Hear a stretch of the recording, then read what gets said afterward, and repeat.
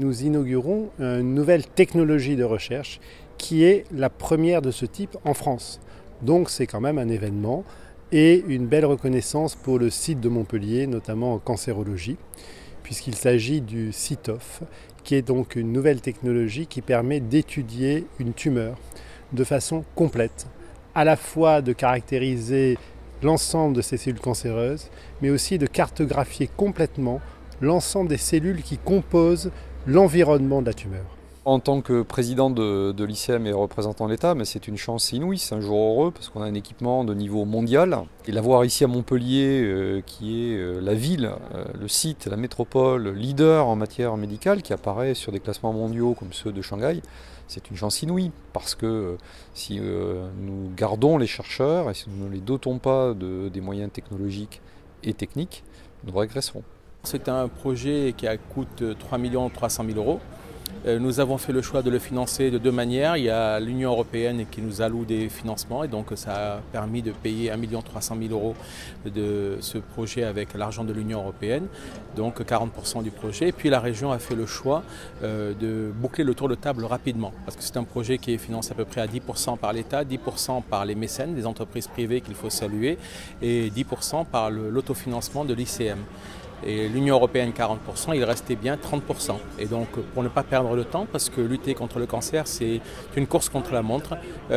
Carole Delga a souhaité que la région mette les 30% manquants. Donc ce qui fait que nous avons un projet qui est financé un peu plus de 70% par la région pour qu'il soit opérationnel le plus vite possible. Alors cette machine, le CITOF, a des capacités d'imagerie assez exceptionnelles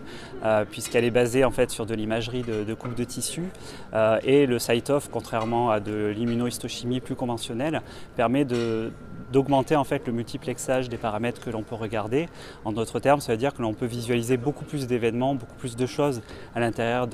d'une coupe en fait, d'un cancer par exemple, qui ouvre des capacités d'exploration beaucoup plus avancées pour mieux comprendre en fait les mécanismes d'évolution de tumeurs et de mieux comprendre également les traitements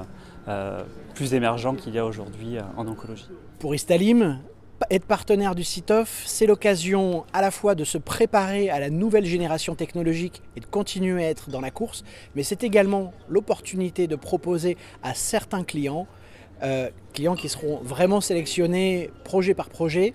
de pouvoir bénéficier, pouvoir accéder dès à présent à ce type de technologie de manière expérimentale. Ce qu'on peut dire de ce qui a déjà pu être sorti avec ce genre de système, que ce soit en Europe ou dans le monde, c'est qu'une fois de plus, avec l'Hyperion, on arrive à avoir des réponses innovantes au cancer. Alors on ne peut pas dévoiler tout ce qui se passe dans les laboratoires et dans les équipes de recherche, puisque c'est parfois sous brevet, mais je peux vous dire que dès aujourd'hui, plein de nouvelles solutions arriveront au lit du patient, et c'est ça qui est important, grâce à ce système Hyperion.